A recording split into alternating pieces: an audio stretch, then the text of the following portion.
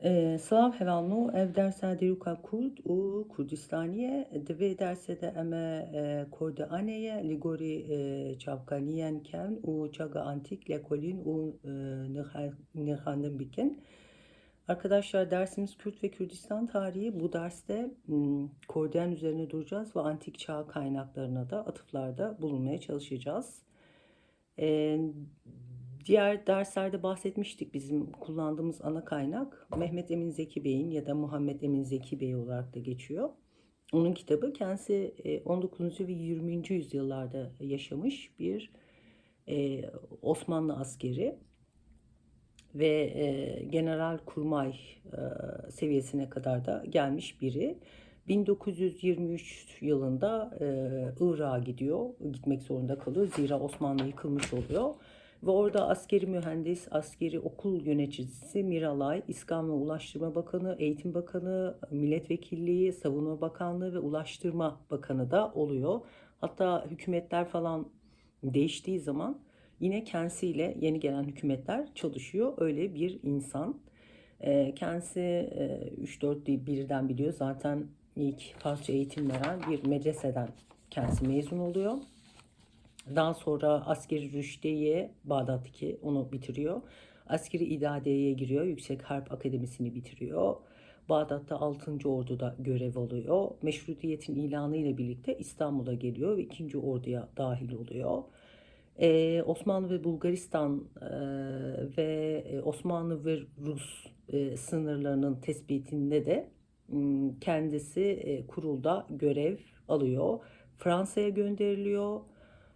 Ayestefanos'ta pilotluk kursu alıyor ve Birinci Dünya Savaşı'na katılıyor. Tabii Balkan Savaşı'na da katılıyor. Hatta Balkan Savaşı'na katıldığı zaman kendisi binbaşı şeyi alıyor, ünvanı alıyor. Fevzi Çakmak'la da çalışıyor. Onunla birlikte de Filistin cephesine gidiyor.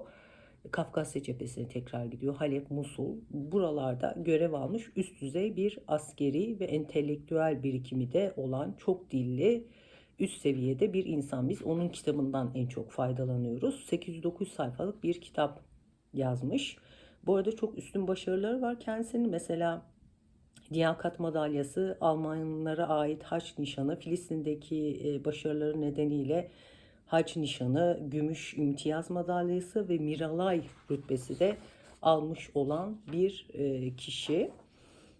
Dediğimiz gibi daha sonra Osmanlı yıkıldıktan sonra da Irak'a dönüyor. Çünkü zaten Süleymaniye doğumlu, oraya dönüyor ve orada kariyer hayatına devam ediyor. Üst düzey bir Kürt.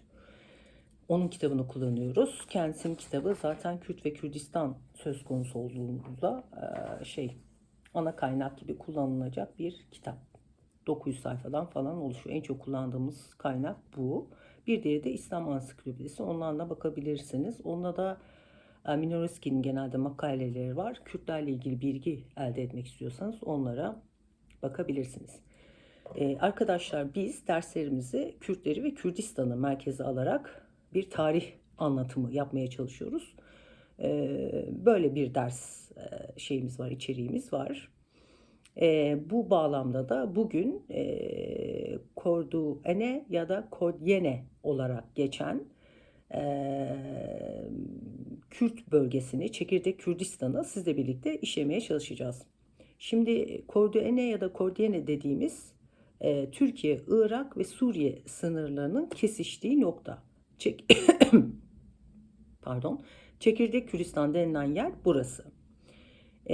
Peki Türkiye'de, Suriye'de ve Irak'ta tam olarak günümüzdeki hangi illeri kapsıyor? Şimdi Türkiye'de Şırnak, Cizre, Silopi, İdil, Mardin, Nusaybin, Dargeçit, Hakkari'nin batısı, Siirt'in güneyi, Diyarbakır güney doğusu. Antik metinlerde de bu Tigris Havzası çok vurgulanıyor. Irak'ta Zaho, Duhok, Ameldiye ya da Amedi, Kuzey Musul çevresi yine aynı şekilde geçiyor. Antik kaynaklarda da Adi Abene teması çok fazla. Yani buraları kapsayan yer. Suriye'de de Kamışlı, Haseki'nin kuzeyi, Nusaybin'in güney uzantısı. Yine Roma-Part sınırının hattını görüyoruz burada. Demek ki Kodyene Çekirdek Kürdistan olarak tanımlanıyor ve Türkiye, Irak, Suriye sınırlarının kesiştiği yer ve antik kaynaklarda da değinilmiş bir yer. Şimdi kelimenin etimolojisine bakalım. Arkadaşlar, Roma metinlerinde Latince'ye uyarlanmış bir kelime, fakat Roma'da üretilmemiş. Etnomisi yerel, yani İrani, Kürdi bir aslında kelime. Kordü, eneyi de ekleyerek bölge adı haline getirmişler. Zaten hani Latince çekim eki var burada. Bunu ekleyerek Latin kaynaklarında Kordu eneyi görebiliyoruz. Kordu eneyi de halk için kullanıyorlar. Böyle bir şeyi var, yapılanması var kelimenin. Önemi peki ne? Şöyle, Korduene erken Kürt siyasi coğrafi alanını aslında tanımlıyor. Bu manada önemli. Peki ilk defa hani nerede görüyoruz? En eski kaynaklara bir bakalım.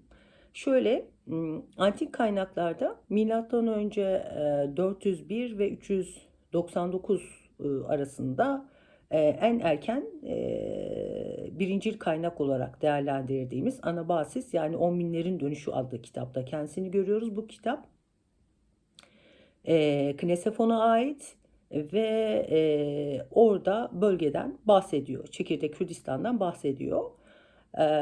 Yunanca Kardukya olarak geçiyor, Latince Kardiki olarak geçiyor ve daha çok yukarı Mezopotamya ile Doğu Anadolu arasındaki bölgeyi işaret ediyor. Halk ilk defa yazılı olarak ayrıntılı bir şekilde bu Anabasis adlı kitapta şey yapılıyor, tanımlanıyor. Hatta orada Perslere boyun eğmediklerinden ve geçitleri tuttuklarından, savaşçı olduğundan da bahsediyor. Bir diğer kaynak, antik çağ kaynağı Strabon. Bu da milattan önce 1. yüzyıl ve milattan sonra 1. yüzyılı kapsıyor. Orada da onun bir kitabı var. Coğrafika.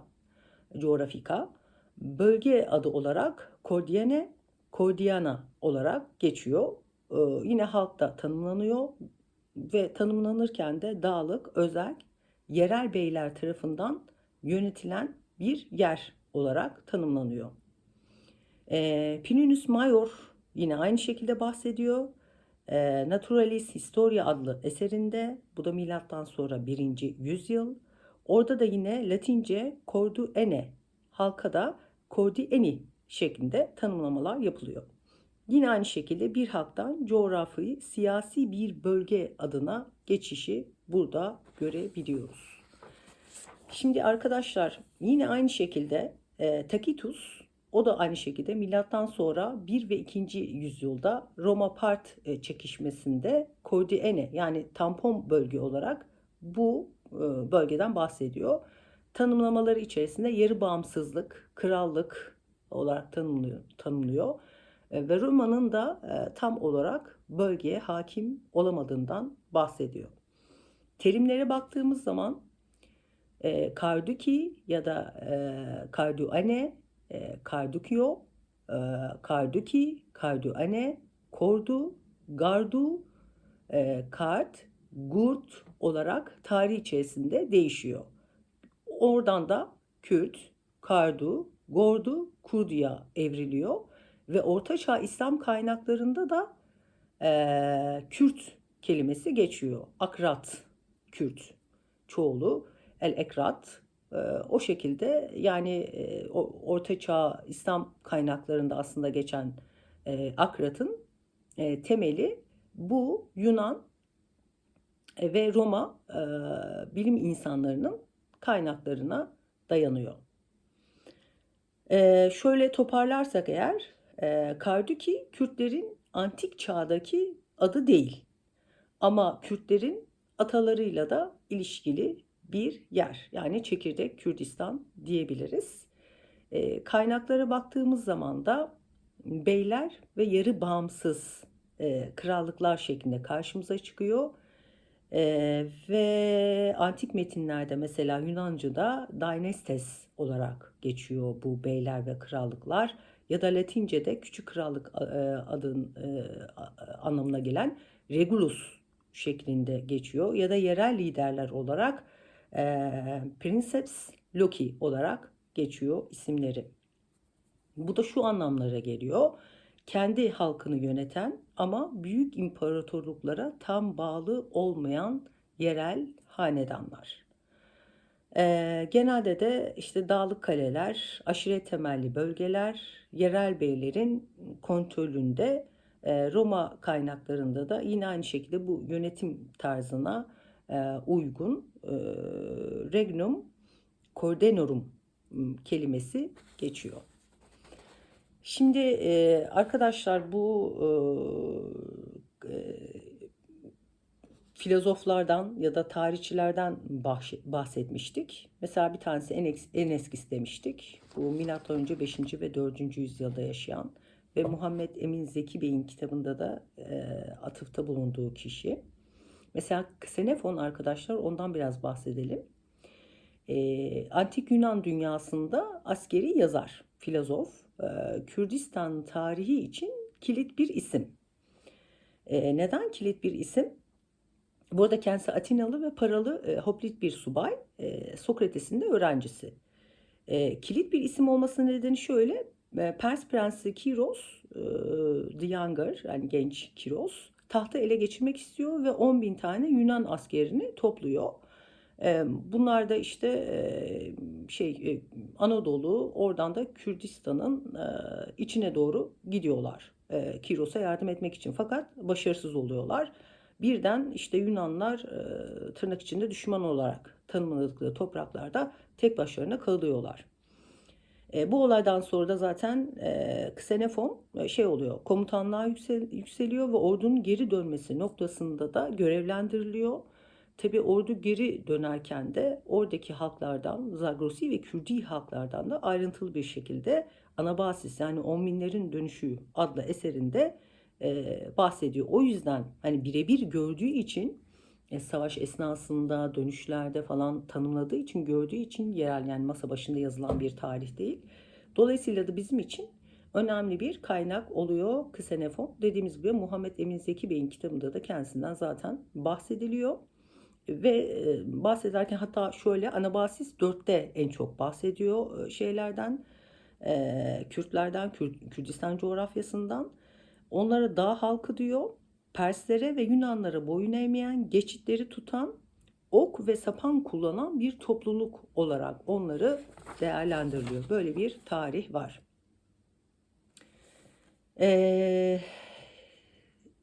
Yine mesela Plinius Major, yaşlı Plinius. Aslında bunu hepimizin bildiği Pompei'den hatırlayabiliriz. Pompei İtalya'da antik bir şehir ve Vesuvius yanardağının patlamasıyla yok olan, helak edilen bir millet. Oradan Plinius the Elder, Plinius the Younger var, iki tane. Bunlardan bahsedebiliriz. Fakat bizim konumuzu ilgilendiren işte milattan sonra 23. ve 79'da yaşayan Plinius Major, yani yaşlı Plinius. O da Romalı yazar, doğa bilimci, asker ve devlet görevlisi. Antik dünyanın en büyük ansiklopedisi, konuşamadım da, ansiklopedi üreten kişi, yazan kişi, en büyüğü o. O mesela Naturalis Historia, yani Doğa Tarihi adlı eseri var. 37 kitaptan oluşuyor ve antik çağdan orta çağ kadar temel bir kitap olarak okutulmuş. O da coğrafya, halklar, kitleler, hayvanlar, işte madenler, tıp, astronomi noktasında kayıtları olan, eserler veren bir insan. Plinius Major da yine aynı şekilde Kürdistan'a dair bir kısım bilgiler veriyor.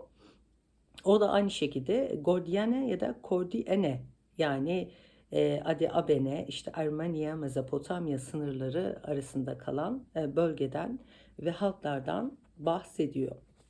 Böyle bir arkadaşlar var, tarih var.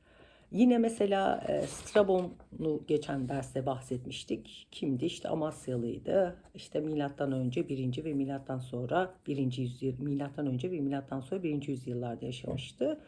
O da Amasyalıydı, Yunan'dır ama Roma aristokrasisi ile de bağlantısı olan bir kişiydi. Ve o da aynı şekilde Kürtlerden bahsediyordu. O da Muhammed Emin Zeki Bey'in eserinde yer alıyordu sayfa 113'te. Ve tarihin bilinen ilk coğrafyacısı olarak geçiyordu. O da Coğrafika adlı eserinde yine bölgenin adını Gordiana şeklinde yazıyor ve verdiği bilgilerde dağlık, özerk, yerel beyler tarafından yönetilen bir yer olarak tanımlıyor. Şimdi arkadaşlar nasıl bir yönetimleri vardı, ona bakalım ve tarihte işte Kordene beyleri geçiyor mu geçmiyor mu ona bir bakalım. Şimdi bilinen bir bey var, ismi geçiyor, Zarbenius. O Kordene hükümdarı, milattan önce 1. yüzyılda olay geçiyor. Roma'ya yaklaşmak istiyor. Bu tabii Partlar tarafından tehdit olarak algılanıyor ve kendisini öldürüyorlar. Bu sefer de Roma'da bu bir coğrafyaya müdahil olma hakkını Roma'ya doğuruyor ve Roma'da Pompeius zamanında meşru bir sebep olarak görerek bu beyin öldürülmesini bölgeye müdahil oluyor. Bu olayı kimler anlatıyor? Strabon ve Plutarkhas olayı anlatıyor. E, Mesela diğer yerel hanedanlardan da bahsediyorlar ama en çok bu Zarbenius'un olayı geçiyor. E, Yerel hanedanlar kale beyleri ve dağ geçidi hakimleri olarak geçiyor. Zaten Latin kaynaklarında bazı isimleri değindik. İtaat etmeyi reddedenler olarak tanımlanıyorlar. Şöyle bir politika izliyorlar. Kodiane Roma'ya bağlı görünüyor. Fakat Partlara da haraç veriyor. Fiilen de kendi kendini yönetiyor. Roma doğrudan bu çekirdek Kürdistan'ı günümüz tabiriyle kontrol edemiyor. Partlar da yine aynı şekilde tam kontrol edemiyor. Yani hiçbiri aslında kontrol edemiyor. Bayağı bir zor durum var Kordiyane için. Yani çekirdek Kürdistan için. Nasıl bağımsızlıklarını koruyorlar? Düşünün, iki tane güç unsuru var. İkisinin arasında tampon bölge olarak kalmışsınız. Ne yaparsınız mesela? Burada bir siyasi deha ortaya çıkıyor arkadaşlar. Yarı bağımsızlıklarını koruyorlar ama çok zor. Öyle herkesin yapabileceği, her milletin yapabileceği bir şey değil. Şimdi ama şöyle de bir şeyleri de var, avantajı da var çekirdek Kürdistan'ın. Bir kere merkezi ordu için bir kabus orası, coğrafi durumundan dolayı. İşte dağlar, geçitler, vadiler var. Dolayısıyla merkezi ordu orada çok başarılı olamıyor. Sonra halkta da askeri kültür var. Yani halk zaten silahlı, çatışmayı, mücadele etmeyi biliyor. Hareketli, savunmacı. Böyle bir durumda var. Bir de siyasi deha, zeka var. Büyük güçleri birbirlerine karşı denge unsuru olarak kullanıyor. Az önce bahsetmiştik, işte Roma onu eyaletleştiremiyor. Partlar da tam olarak hakimiyet altına alamıyor. Partlara haraç veriyor, Roma ile de ilişkilerini devam ettiriyor ve o şekilde varlıklarını devam ettiriyorlar. Yine aynı şekilde Bizans ve Sasani döneminde de varlıklarını devam ettirdiklerini görüyoruz. Hatta Ortaçağ İslam kaynaklarında da Kordene birliklerinden de bahsediyor. Yani varlıklarını devam ettiriyorlar. 3 avantajları var. Bir, coğrafi avantaj. 2, siyasi zeka. Üçüncü de halkın zaten mücadele etmeyi biliyor olması. Dediğimiz gibi beyler ve yarı bağımsız krallıklar şeklinde tarihteki ömürlerini devam ettiren bir çekirdek Kürdistan karşımıza çıkıyor. Ne demiştik? İlk milattan önce 4. 5. işte yüzyıllarda Knesefon bölgeden bahsediyor. Birebir gördüğü için, çünkü savaşa katılmış. Anabasis adlı eserinde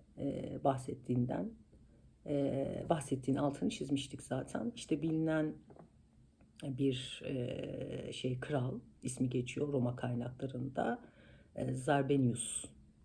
Ona işte Partlar tarafından yapılan suikast ve bundan dolayı Romalıların bölgeye müdahil olması, bunu görmüş oluyoruz. Evet arkadaşlar, bugünkü dersimiz böyleydi. Korduene'yi terimsel olarak incelemeye çalıştık. Bölgesel olarak incelemeye çalıştık. Tarihi kaynaklara biraz baktık. Günümüzde hangi coğrafi sınırları ve yerleri işgal ettiğinden bahsettik. Çekirdek Kürdistan'ın, yani Korduene'nin böyle bir tarihi geçmişi var. Bir dahaki derste görüşmek üzere.